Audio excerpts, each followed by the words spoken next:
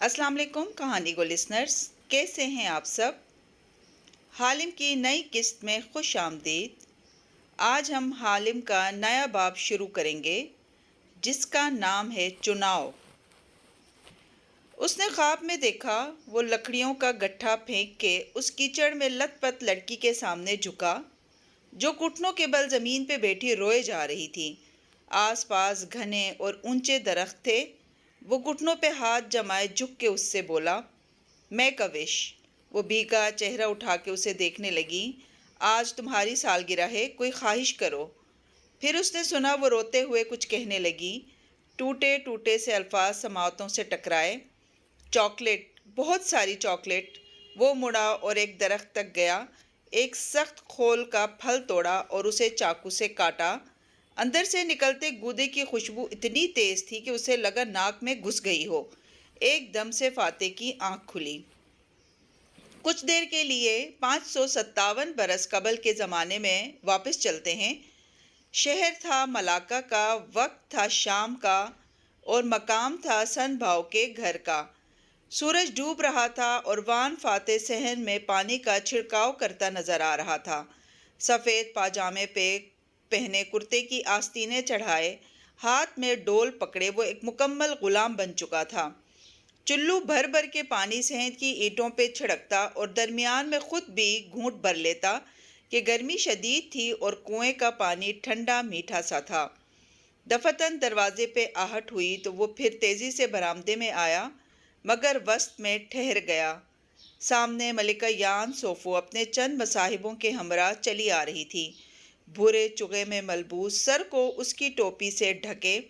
करीब आती मलिका ने हाथ के इशारे से मुसाहिबों को दूर रहने का इशारा किया और ख़ुद उसके सामने आ रुकी। चुगे की टोपी के हाले में उसका खूबसूरत चीनी चेहरा मुस्कुराता हुआ नजर आ रहा था। फाते ने डोल ज़मीन पे रखा और गर्दन झुका के ताज़ीमन सलाम कहा। मलिका, खुश आमदीद। साथ ही गहरी आंखें उठा के देखा।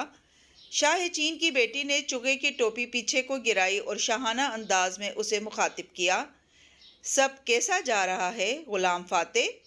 उसने पहले मलिका को कुर्सी पेश की, फिर दरमियान में मेज़ रखी और जब वो कुर्सी पे बैठ गई तो वो मुकाबिल कुर्सी पे बैठ गया। गुलाम होने के बावजूद वो मलिका के सामने बैठने से कतई नहीं हिचकिचाया। मलिका की मुस्कुराहट गहरी होती चली गई। कल शहजादी तालिया और मौर्रख 3 चांद वाले जजीरे के लिए रवाना होंगे, जहां से वो खजाना ढूंढ के लाएंगे। आपका भेजा गया चीनी जहाज अगर वक्त पे पहुंच गया तो वो वक्त पे ही पहुंचेगा। बिल्कुल अगर ऐसा हुआ तो शहजादी ताशा खजाने समेत वापस आएंगी। उम्मीद है तब तक मुराद राजा मुझे कैद कर चुका होगा, लेकिन मैं उससे अपने और ताशा के लिए महफूज रास्ता हासिल कर लूँगा। फिर हम मलाका से चले जाएंगे और आपके तख्त को किसी लड़की से ख़तरा नहीं होगा। मुराद राजा और ताशा, मुझे अपने इन दोनों दुश्मनों से निजात मिल जाएगी ना? उसने संजीदगी से पूछा। फाते ने सर को खम दिया। मैंने आपसे वादा कर रखा है मलिका आलिया कि शहजादी ताशा आपके सुल्तान की मलिका नहीं बनेगी। आप बेफिक्र रहिए। तुम्हारे वादों पे एतबार करना चाहती हूँ, मगर मलिका नीचे फर्श को देख रही थी जहाँ पानी का डोल रखा था। मगर तुम्हारा चेहरा कहता है कि तुम वादे निभाने में अच्छे नहीं हो। आपकी क़ियाफ़त शनासी गलत है मलिका। मैंने कभी वादे नहीं तोड़े, चाहे वादा कौम से किया हो या बीवी से या अपने बेटे और बेटियों से। मलिका ने चौंक के आंखें उठाई। बेटियां? तुम्हारी तो सिर्फ एक बेटी है। अब एक है, बड़ी वाली मर चुकी है। सन भाव के बरामदे में सन्नाटा छा गया। मलिका ने चंद लम्हे को नजरें झुकाई, फिर उठा के उसे देखा। नहीं, जो मरी थी वो तुम्हारी बेटी नहीं थी, वो तुम्हारी बहन थी। फिर शाने उचकाए। लेकिन हो सकता है मेरी क़ियाफ़त शनासी, चेहरे पढ़ने का इल्म गलत हो। खैर, कल जब शहजादी ताशा और मौर्रख जजीरे की तरफ चले जाएंगे तो वो बात बदल के वापस मंसूबे की तरफ जाने लगी, मगर वान फाते की तमाम हसियात जाग चुकी थीं। मलिका के मुकाबिल बैठे गुलाम ने पानी के डोल को देखा और फिर मलिका को। नहीं, ये क़ियाफ़त शनासी नहीं है। उसकी चुपती नज़रें यान सोफ़ों पे जमी थी जिसकी रंगत एकदम फीकी पड़ी थी। اس روز جب آپ نے تاشا کے سامنے اسی جگہ بیٹھ کے مجھے خود غرض کہا تھا تو مجھے یاد ہے آپ کی آمد سے چند ساعتیں قبل میں کنویں سے پانی بھر کے لایا تھا اور وہ ڈول بھی میں نے اس طرح یہاں رکھا تھا۔ اس روز بھی ڈول کے پانی سے میں نے پیا تھا، آج بھی پیا ہے۔ آج آج بھی پیا ہے۔ آپ میرا چہرہ نہیں پڑھ رہی تھی ملکہ، آپ پانی کو پڑھ رہی تھیں۔ فاتح کے لب مسکراہٹ میں ڈھلے اور اس نے آگے جھک کے ملکہ کی آنکھوں میں جھانکا۔ یہ قیافہ شناسی نہیں ہے، یہ جادو ہے، اور آپ جادوگرنی ہیں۔ نیلگو اندھیرے میں ڈوبی حویلی پہ پل بھر کے لیے موت کا سناٹا چھا گیا۔ یان سوفو کے کان غصے سے سرخ پڑے اور اس نے زور سے میز پہ ہاتھ مارا۔ تم اس گستاخی کی سزا جانتے ہو غلام؟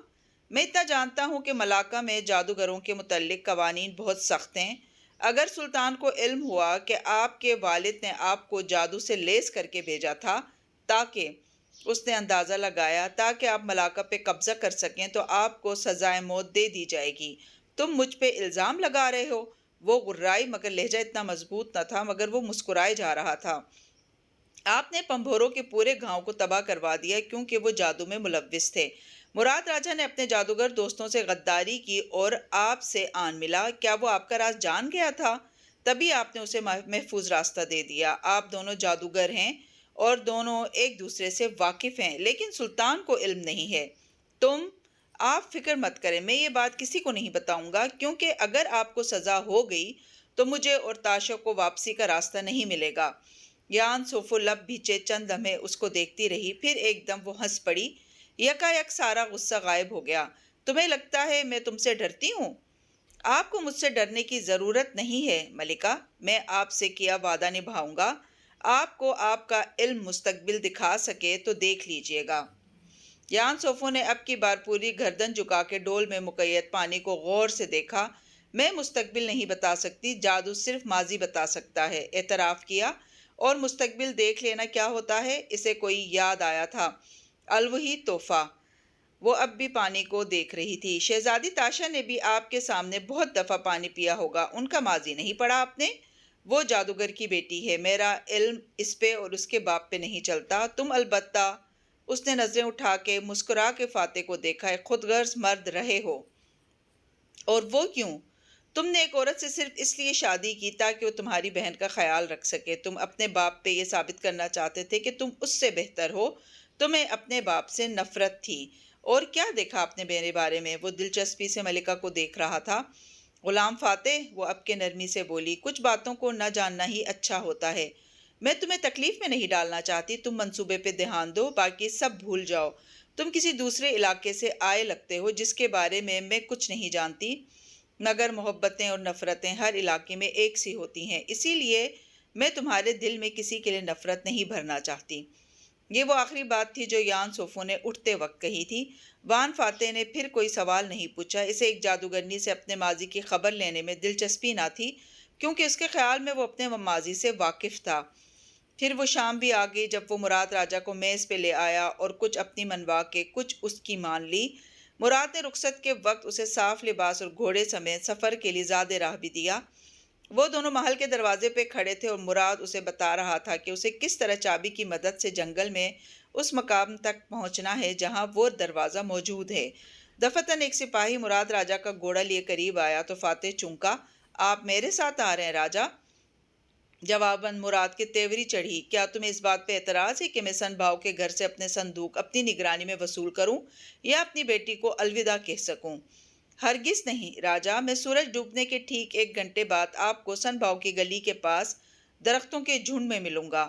کیوں؟ تمہیں کچھ خاص کرنا ہے کیا یا کسی سے ملنا ہے؟ راجہ نے مسکرا کے بغور اس کی آنکھوں میں دیکھا، پھر ارد گرد نگاہ دوڑائی۔ یقیناً میرے سپاہیوں میں سے کوئی ایک ملکہ کا وفادار ہوگا اور اس نے تمہیں آنے کا اشارہ کیا ہوگا۔ راجہ کو اپنا سونا واپس مل رہا ہے، اب راجہ کو شکایت کا حق نہیں ہے۔ مراد کی مسکراہٹ گہری ہوئی۔ جاؤ غلام فاتح، خدا کرے ملکہ مایوسی میں تمہاری گردن نہ اتروا دے۔ اور ملکہ یان سوفو مایوسی سے زیادہ غصے کی حالت میں تھی۔ اگر اس وقت وہ محل میں ہوتی تو شاید اپنے سپاہیوں کو اس کی گردن مارنے کا حکم دے ڈالتی، لیکن چونکہ اس غلام کو محل بلانا پرخطر تھا اس لیے وہ بندہ ہارا کے محل سے چند کوس دور بنے بازار میں مل رہے تھے۔ सिपाही फासले पे आम हुलिये में इधर उधर बिखरे हुए थे और वो दोनों हिंदुस्तानी मसालों की एक दुकान के सामने खड़े थे। मलिका ने भूरे चुगे की टोपी से सर ढांप रखा था और उसका चेहरा गैज़ो गजब से सुर्ख दहक रहा था।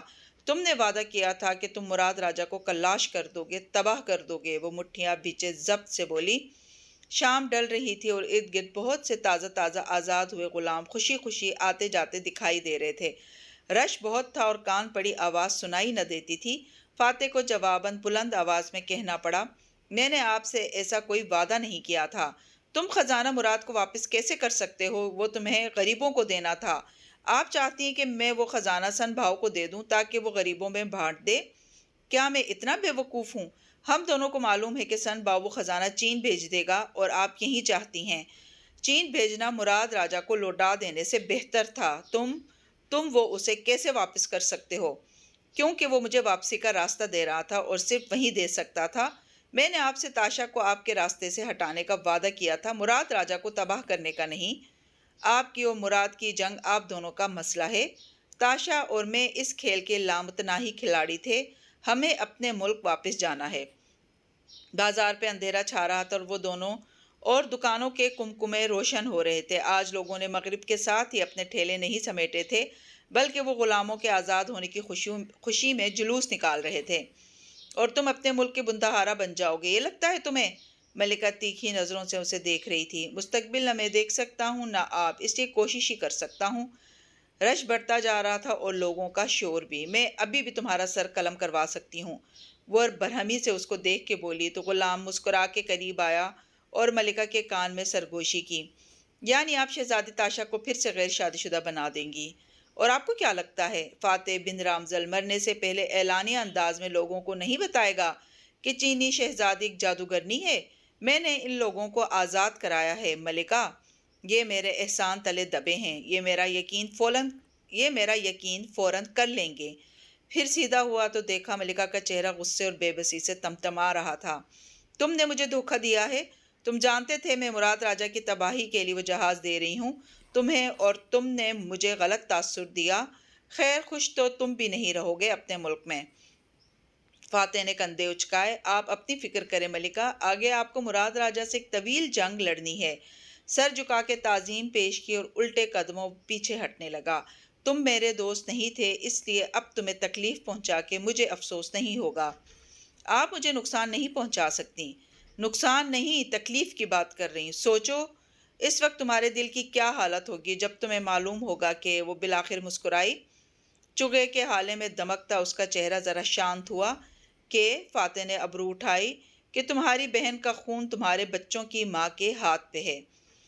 चंद लम्हों के लिए वक्त बिल्कुल थम गया। बाजार में बजते शादियाने, भांत भांत की बोलियां, सब ऐसे खामोश हुआ जैसे लोगों की जुबानें छिन गई हों।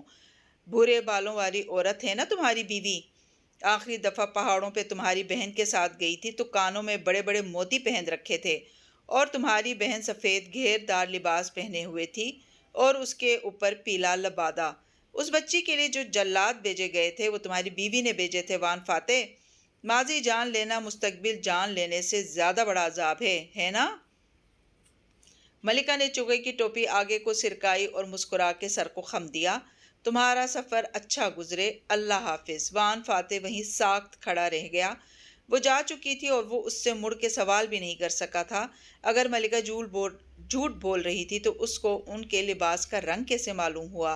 अगले 3 दिन जब वो एडम और तालिया के साथ जंगल में सफ़र कर रहा था, वो बहुत चुप चुप सा था। एडम और तालिया क्या कह रहे थे वो नहीं सुन रहा था। दिमाग में सिर्फ एक फिक्रा गर्दिश कर रहा था, तुम्हारी बहन का खून तुम्हारे बच्चों की माँ के हाथ पे है। वो बार बार सर झटकता, ये नामुमकिन है, असरा ऐसे नहीं कर सकती। असरा को तो आर्याना से मोहब्बत थी, मगर क्या वाकई? बहुत से वाकयात आंखों के सामने से गुजरने लगे। हर बात में वो आर्याना को फोकियत देता था और असरा पसपाई इख्तियार कर लेती थी। वो जिस पसपाई को उसका बड़ापन समझता था वो उसके अंदर पनपता जहरीला पौधा बन चुकी थी। आहिस्ता आहिस्ता सब समझ में आने लगा था। वो जंगल में थे और एडम और तालिया सो चुके थे। वो अपने इन्हीं ख्यालात की रो में भटकता आगे निकल गया। जंगल अंधेरा था और घने दरख्तों के बायस चांद दिखाई न देता था। वो हाथ में मशल लिए आगे चलता गया। دفتن ایک درخت کے پاس رکا۔ وہ کوکو کا درخت تھا۔ اس کے پتوں کی خوشبو نے ایک دم 4 ماہ قبل والا وہ دن یاد کروا دیا جب اس نے تالیہ کی سالگرہ پہ اس کو یہ پھل توڑ کے دیا تھا۔ ایک مغموم مسکراہٹ فاتح کے لبوں پہ بکھر گئی۔ اس نے ایک پھل توڑا اور تالیہ کے پاس لے آیا۔ وہ اپنے ٹہنیوں سے بنے جھولے پہ بے خبر سو رہی تھی۔ وہ کافی دیر اس کے پاس بیٹھا سوچتا رہا کہ اسے کیا کہے۔ وہ اس کو چھوڑنے جا رہا تھا، اس لیے وہ اسے نہیں بتا سکتا تھا کہ اس کی بیوی نے ہی اس کی بیٹی کو مارا ہے، اور ابھی تک وہ خود بھی پر یقین نہ تھا، لیکن اب دل کا بوجھ بڑھتا جا رہا تھا۔ اسے کسی کو تو بتانا تھا، کچھ تو بتانا تھا۔ دروازہ پار کرتے ہی وہ سب بھلا دے گا، کوئی تو اسے یاد کروانے والا ہونا چاہیے۔ یا اللہ، اس نے کیا قربان کر دیا؟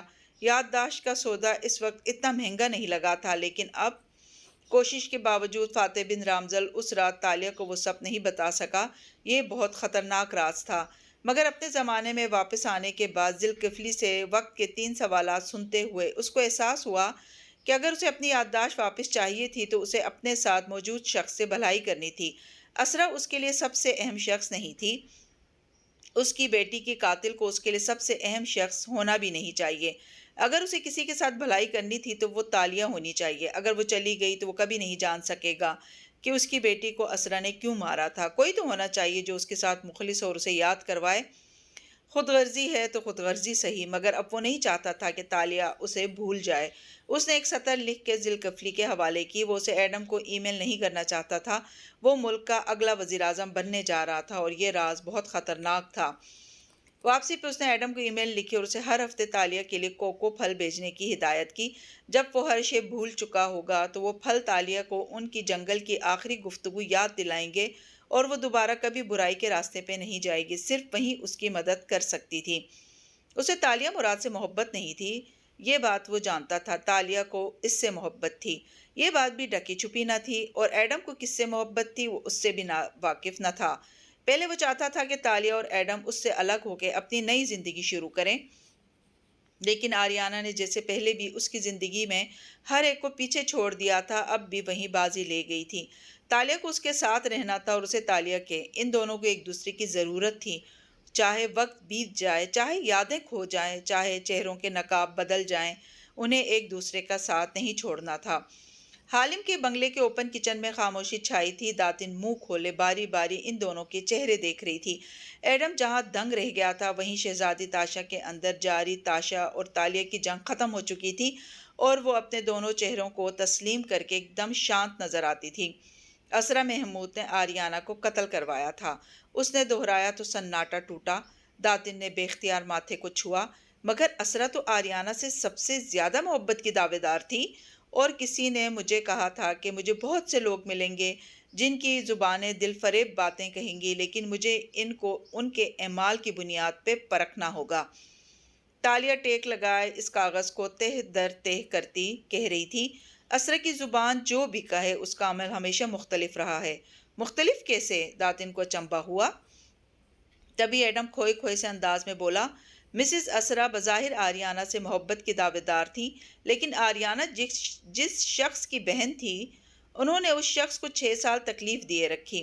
اگر انہیں واقعی آریانا سے لگاؤ ہوتا تو فاتح میں آریانا کو ڈھونڈتی اور ان کی تکلیف کا احساس کرتی۔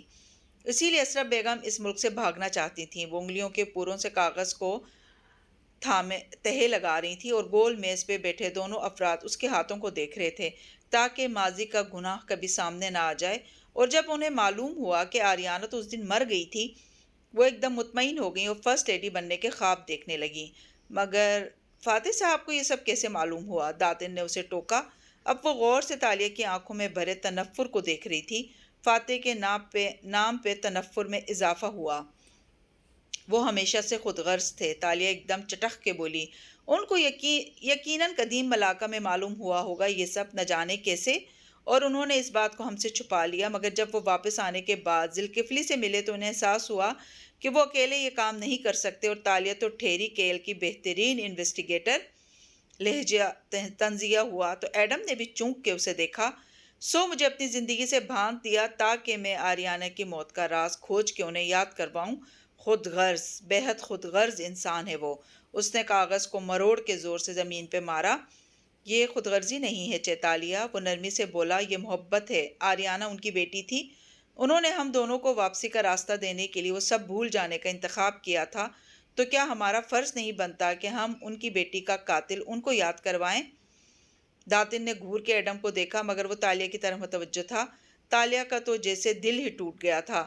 اب تک مجھے لگا تھا ان کو شاید مجھ سے کوئی لگاؤ ہو، میری کوئی اہمیت ہو، مگر نہیں۔ انہوں نے مجھے اپنے ساتھ صرف ضرورت کے لیے باندھا اور میں نے ان کے لیے ہر شے داؤ پہ لگا دی۔ میں نے اپنا چہرہ بھی میڈیا کے سامنے عیاں کر دیا، جو کہ ایک اسکامر کا چہرہ ہے۔ کسی نے مجھے پہچان لیا، کسی نے تفتیش کی، تو میرا کیا ہوگا؟ بالکل، وہ ایک خود غرض انسان ہے۔ اور داتن نے زور و شور سے تائید کرنی چاہی تو ایڈم نے تیزی سے بات کاٹی۔ انہوں نے نہیں کہا تھا کہ آپ ان کی باڈی ویمن بنیں۔ ساتھ رہنے کے بہت طریقے ہوتے ہیں، یہ آپ کی اپنی مرضی تھی، اور اب ان کو خود غرض کہنا چھوڑ دیں چیتالیہ۔ کیا انہوں نے ہمارے لیے کچھ نہیں کیا؟ ہم اس دروازے کے پار آپ کے خزانے کے لیے گئے تھے، ان کی وجہ سے نہیں، مگر یہ ان کا پلان تھا جو ہمیں وہاں سے نکال کے لایا ہے۔ جنگل میں ہمیں ہمت دلانے والا، ملاقہ میں ہمیں سکھانے والا وان فاتح تھا۔ انہوں نے ہمیں اپنا بہترین ورژن بننا سکھایا ہے۔ تالیہ نے شکوہ کناں نظروں سے اسے دیکھا۔ تم خود ہی تو مجھ کہتے تھے کہ جب وہ میرا ساتھ چھوڑ دیں گے تو میرا دل ٹوٹ جائے گا۔ تب کہتا تھا جب وہ ساتھ چھوڑنے والے تھے، جب نہیں چھوڑا تو کہنے کی وجہ نہیں رہی۔ داتن نے میز کے نیچے سے ایڈم کے جوتے کو پیر مارا مگر وہ متوجہ نہیں ہوا۔ وہ یہ سب مجھے براہ راست بھی بتا سکتے تھے، ایک ای میل کر دیتے، ایک خط لکھ دیتے، اتنی پہیلیاں کیوں رکھیں؟ ایڈم بن محمد سوگواریت سے مسکرایا۔ وان فاتح کب کوئی بات براہ راست کہتے ہیں؟ وہ تو ہمیشہ کوئی کہانی سناتے ہیں۔ اپنا جواب سننے والے کو خود تلاشنا ہوتا ہے۔ اب بھی انہوں نے ایک پہیلی چھوڑی تھی۔ دور گرے مروڑے ہوئے کاغذ کی طرف اشارہ کیا۔ آپ چاہتی تو اس کو نہ حل کرتی، یہ آپ کی اپنی چوائس تھی۔ تو اب میں کیا کروں؟ ان کی انویسٹیگیٹر بن جاؤں؟ وہ تڑپ کے بولی۔ اسے بہت غصہ اور بہت دکھ تھا۔ مجھے کیا، ان کی بیٹی کو جس نے بھی مارا ہو وہ میرا مسئلہ نہیں ہے؟ مگر مسز اسرا تو ہے نا آپ کا مسئلہ۔ آپ کو بری لگتی ہیں اور آپ سے ان کا یہ نیا اچھا روپ بھی ہضم نہیں ہوا۔ میں یہ بات جانتا ہوں کہ آپ ان سے جیلس ہیں۔ ایڈم، اس نے چھری اٹھائی تو وہ جلدی سے بولا، آپ اس جیلسی کو اپنی طاقت کیوں نہیں بنا لیتی؟ تالیہ نے دھیرے سے چھری واپس رکھی۔ تم چاہتے ہو میں عذرا کو ایکسپوز کروں؟ بوئیں اکٹھی کر کے خفیے سے اسے دیکھا۔ میں چاہتا ہوں کہ آپ اپنے ساتھ موجود شخص کو بھلائی پہنچائیں۔ وہ شخص سب سے اہم ہے، اس کو بھلائی پہنچانا سب سے اہم ہے، اور یہ کام کرنے کا سب سے اہم وقت ابھی ہے۔ آپ یہ کریں گی تو آپ کی یادداشت واپس آ جائے گی۔ وہ رسان سے سمجھا رہا تھا اور داتن دانت پیستے ہوئے اسے گھور رہی تھی۔ میری یادداشت آدھی تو آ ہی چکی ہے اور باقی معلوم کرنے میں مجھے دلچسپی نہیں ہے۔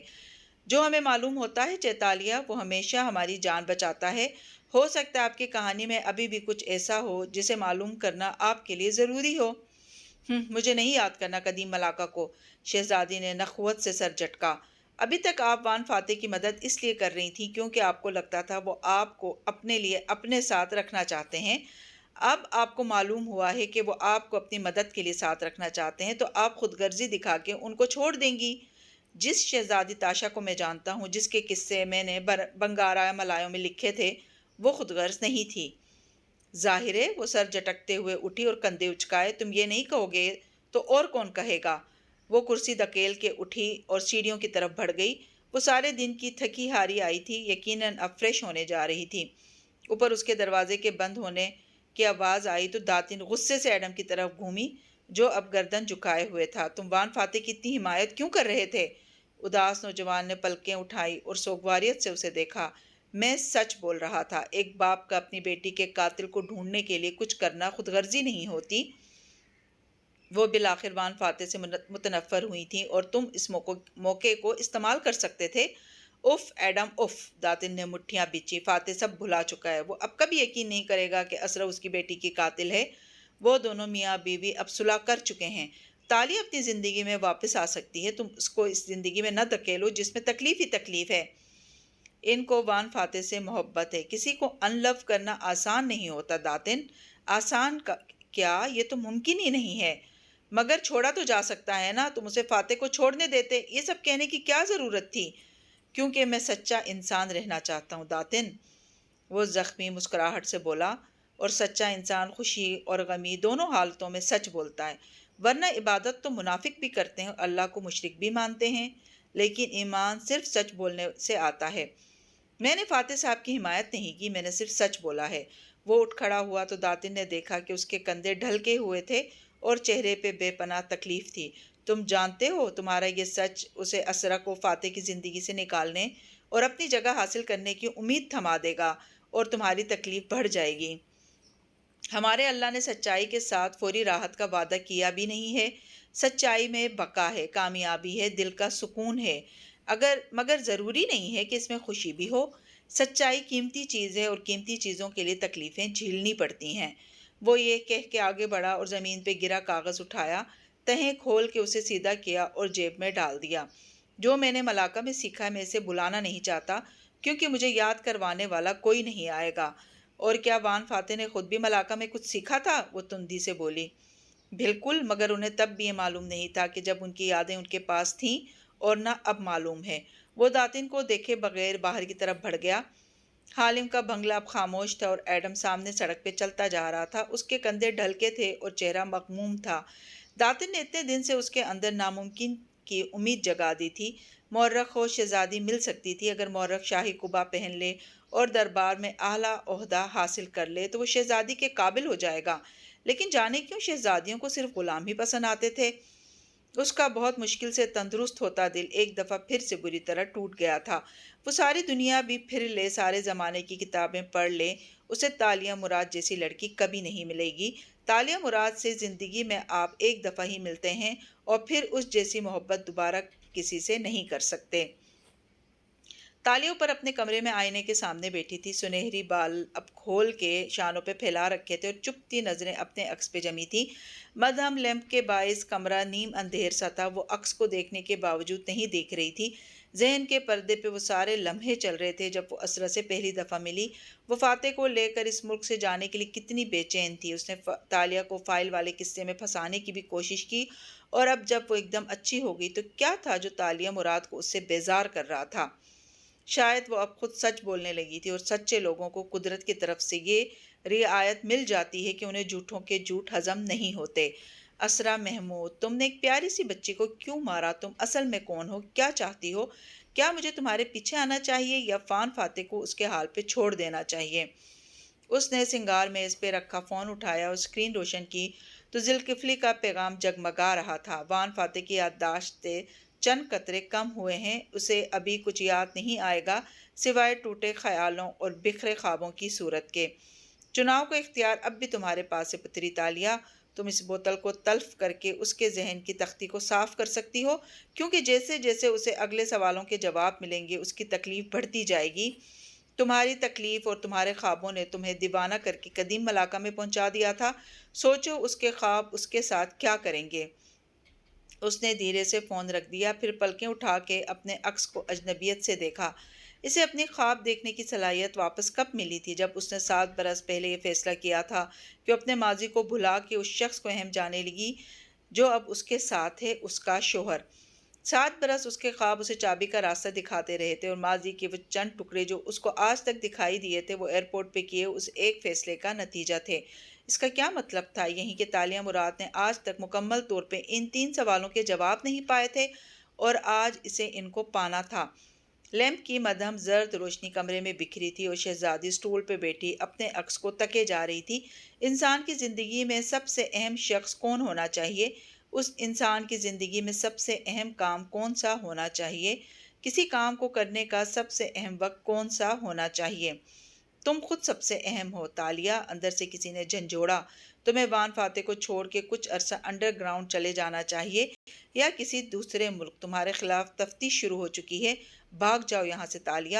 انسان کی زندگی میں سب سے اہم شخص کون ہونا چاہیے؟ اس نے فون اٹھایا اور کال ملا کے اسپیکر آن کیا، پھر آئینے میں خود کو دیکھتی موبائل ہتھیلی پہ اٹھائے بولی، میں ان یادداشتوں کو تلف کر کے یہاں سے نہیں بھاگوں گی۔ مجھے ان سے 1000 گلے ہیں ذوالکفلی، مگر جس شخص سے وفاداری کا عہد کیا تھا، جس کی کمپین مجھ پہ انحصار کر رہی ہے، میں الیکشن سے پہلے ان کو چھوڑ جاؤں؟ ہرگز نہیں، میں ان کو نہیں چھوڑوں گی۔ وہ میرے لیے اس وقت سب سے اہم ہے، خود سے بھی زیادہ۔ انسان کی زندگی میں سب سے اہم کام کون سا ہوتا ہے پتری تالیہ؟ اس کے ساتھ رہنا تمہارے اوپر مصیبتیں لا سکتا ہے۔ وہ فکر مند تھا یا شاید بن رہا تھا؟ तालिया के पास हमेशा प्लान होता है और इस वक्त अपने साथ मौजूद शख्स को भलाई पहुंचाना मेरे लिए सबसे अहम है। वो अपने अक्स को देखते हुए तकलीफ से बोली। निगाहों के सामने अपनी तमाम शनाख्तें, तमाम चेहरे, हुलिये और चोरियां घूम गईं। अगर तफ्तीश करने वालों ने पीछा न छोड़ा तो। मगर उसने सर झटक दिया। मैं तुम्हारे लिए फिक्रमंद हूँ तालिया, तुम उसकी याददाश्तें तलफ ना करो, मगर अभी अंडरग्राउंड हो जाओ। वो वजीर आजम बन जाए, 10 माह या साल के अंदर अंदर तुम वापस आ जाना और उसकी मदद करना। इंसान की जिंदगी में किसी भी काम का सबसे अहम वक्त कौन सा होता है? नहीं ज़ुल्किफ़ली, शहजादी ने खुद को देखते गर्दन दाएं बाएं हिलाई। जो करना है अभी करना है तालिया, वो जैसे गमगीन हुआ। काश तुमने अपने तीनों सवालों के जवाब ना हासिल किए होते। तुमने अपनी ज़िंदगी मज़ीद मुश्किल बना दी है। मेरे माजी में ऐसा कुछ नहीं है जिसको याद करने से मुझे फ़र्क पड़े या वो मुझे पहले से मालूम ना हो। मेरी फ़िक्र मत करें, उसने बेनियाजी से कह के फ़ोन रख दिया। फिर ब्रश उठा के आहिस्ता आहिस्ता बालों में फेरने लगी। वैसे भी एक बच्ची के बचपन के चंद फरामोश करदा सालों में ऐसा क्या हो सकता था जो अब उसकी ज़िंदगी पे असरअंदाज हो? वो इतनी दूर निकल आई थी कि अब उसे फ़र्क नहीं पड़ता था। ये तालिया बिनते मुराद की खुशफहमी की आखिरी रात थी। फातिह की आंख फजर के करीब एक झटके से खुली। अगले ही लम्हे वो तेजी से उठ बैठा। पहले तो माऊफ हुए जहन से इधर उधर देखा। वो कहाँ था? अपने घर के मास्टर बेडरूम में, एसी की ठंड में बेखबर सोई असरा के करीब। उसने गहरी सांस ली। तो वो सब ख्वाब था, मगर अजीब सा ख्वाब था। उसने खुद को जंगल में देखा था, हब्स और गर्मी में पसीने से शराबूर, दरख्तों के दरमियान एक घुटनों के बल जमीन पे बैठी रोती हुई लड़की, सुनहरे बाल, कीचड़ आलूद कपड़े। वो उसे कहता है मैं का विश, और वो कहती है उसे चॉकलेट खानी है।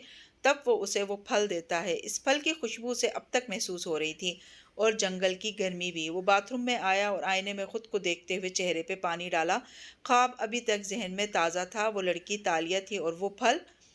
फल न जाने कौन सा था, मगर वो अपनी चीफ ऑफ स्टाफ को ख्वाब में किसी फैंटेसी वर्ल्ड में क्यों देख रहा था? या अल्लाह, क्या ये बढ़ती उम्र का असर था या खूबसूरत औरत के साथ काम करने का नुकसान?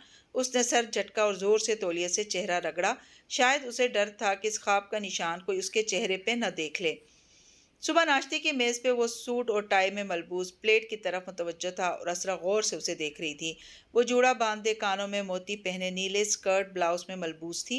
खुद भी कहीं जाने के लिए तैयार लगती थी। आजकल उसकी मसरूफियात भी बढ़ गई थीं। तो नींद में डिस्टर्ब लग रहे थे। दफतन उसने तरबूज का शरबत ग्लास में उंडेलते हुए गौर से वान फाते को देखा। उसने प्लेट पे झुके छुरी कांटे से अंडा तोड़ते हुए शाने उचकाए। अच्छा, मुझे पता नहीं चला। हाँ, तुम्हें पता नहीं चला कि तुम नींद में मैं का विष तालिया बिड़बिड़ा रहे थे। उसने अंदर ही अंदर बल खाते सोचा, मगर बज़ाहिर मुस्कुराती रही। मुझे लगा कोई बुरा ख्वाब देख लिया है। मुझे खुली आंखों वाले ख्वाबों की आदत है। मुस्कुरा के शाने उचकाए तो असरा ने गहरी नज़रों से उसे देखा, तरदीद नहीं की। वाह! बच्चे स्कूल जा चुके थे, इसलिए वो दोनों नाश्ते की तवील मेज़ पे तन्हा बैठे थे। मुलाजिम नाश्ता लगा के हट चुके थे। खिड़की से बाहर उसकी कार के साथ ड्राइवर कमर, जो आधा बॉडी मैन भी था, और गार्ड्स खड़े नजर आते थे। तालिया आज नहीं आई। वो अब अक्सर नहीं आती। असरा ने खिड़की को देखते हुए कान के मोती पे उंगली फेरते पूछा। अशर ताशा में दिलचस्पी रखता है। मैंने कल उसे कहा कि वो उससे बात कर ले। उसने सिर्फ तालिया का नाम सुना तो जैसे बताना याद आया। उसका नाम तालिया है फातेह, और वो तो शादीशुदा है। नहीं, तहम्मुल से याद दिलाया। उसने एक रोज मुझे बताया था कि उसकी शादी खत्म होने वाली है। चलो, अच्छा है कि वो अपने मसले बताती रहती है। अच्छे कुलीग्स को एक दूसरे का यूं ही ख्याल रखना चाहिए। मुस्कुरा के सादगी से कह रही थी। फातेह अपने नैपकिन से हाथ पोंछ रहा था। उसकी नज़रें प्लेट पे थीं और असरा की चुपती नज़रें उसकी आंखों पे जमी थीं। मेरा फ़ोन चार्ज हो गया हो तो ले आओ। वो कुर्सी धकेल के उठा और कोट पहनते हुए याद दिलाया। असरा की बात को नज़रअंदाज किया, मगर वो देख सकती थी कि उसकी गर्दन में गिल्टी सी उभर के मादूम हुई थी।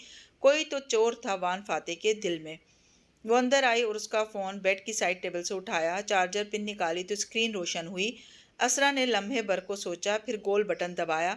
पुराना पासवर्ड दर्ज किया, 2580। ऊपर से नीचे कतार की सूरत, मगर फ़ोन ने खुलने से इनकार कर दिया। तुमने पासवर्ड बदल दिया है फ़ोन का? मुझे कॉल करने के लिए खोलना पड़ा तो खुला नहीं। पता नहीं, ताशा पासवर्ड्स बदलती रहती है और एंटीवायरस डालती रहती है ताकि फ़ोन हैक ना हो। मैं तो फिंगरप्रिंट से खोलता हूँ। उसने सिरसिरी सा कहते फ़ोन लिया और लापरवाही से जेब में डाला। कोट की नादीदा सिलवटें दुरुस्त करता आगे बढ़ गया। असरा तंजिया मुस्कुरा दी। اس کے جانے کے بعد وہ کمرے میں آئی، دروازہ بند کیا اور غصے سے کلپ نوچ کے دیوار پہ مارا۔ سارے بال آبشار کی طرح کمر پہ گرتے چلے گئے۔ تاشا، تاشا، تاشا! اس نے دونوں مٹھیاں کن پٹیوں پہ رکھ لیں اور گھٹا گھٹا سا چلائی، میری آدھی عمر آریانہ آریانہ سنتے بیت گئی، اور اب یہ تاشا؟ دیوار پہ لگے بیضوی آئینے میں وہ غیظ و غضب کی تصویر بنی نظر آ رہی تھی۔ وہ سمجھتا ہے کہ تالے اور اس کے درمیان جو بھی چلتا رہے وہ میرے سامنے اپنا ایماندار اور سچا امیج قائم رکھے گا۔ وہ سمجھتا ہے کہ میں بے وقوف ہوں۔ وہ قدم قدم چلتی قریب آئی اور اپنے عکس کو دیکھا۔ بھیگی آنکھوں نے کاجل کو پھیلا دیا تھا اور بال شانوں پہ بکھرے تھے۔ اس نے کلینزر کی بوتل پوروں پہ انڈیلی اور پھر اسے آنکھوں تلے لگایا۔ فاتح رامزل، میں تمہارا پردہ چاک کر کے دکھاؤں گی، بس اس الیکشن کو گزر جانے دو۔ وہ ٹشو سے اب آنکھ کے کنارے صاف کر رہی تھی۔ میں بے وقوف عورتوں کی طرح روز روز تم پہ شک نہیں کروں گی۔ میں ثبوت کے ساتھ ایک ہی دفعہ تمہیں شرمندہ کروں گی، تاکہ تب تک جتنے تعلقات نبھانے ہیں تالیہ مراد سے نبھا لو۔ رگڑ کے کاجل صاف کیا تو آنکھیں سرخ پڑنے لگی۔ اور تالیہ مراد، میں نے تمہیں سمجھنے میں دیر کر دی۔ وہ اب سنبھلی ہوئے انداز میں بالوں کو واپس لپیٹ رہی تھی۔ میں نے تمہیں اپنی دوست بنایا تاکہ تم اشر کی زندگی کی ساتھی بن سکو، لیکن تم تو میرے ہی ساتھی کے پیچھے پڑ گئی۔ میری نظروں سے کچھ بھی ڈھکا چھپا نہیں ہے۔ یاد رکھنا، فاتح صرف اسرا کا رہے گا، اگر نہیں تو پھر کسی کا نہیں ہو سکے گا۔ اس نے کس کے جوڑا بنایا، پھر چہرے پہ میک اپ فکسر کو اسپرے کیا اور مسکرائی، خوبصورت سیاسی بیوی کی رسمی مسکراہٹ، اور پرس اٹھا لیا۔ وہ آج پھر ایک جگہ مدعو تھی اور اسے اپنے اس کردار کو بخوبی نبھانا تھا، وان فاتح کے لیے نہیں، خود اپنے لیے۔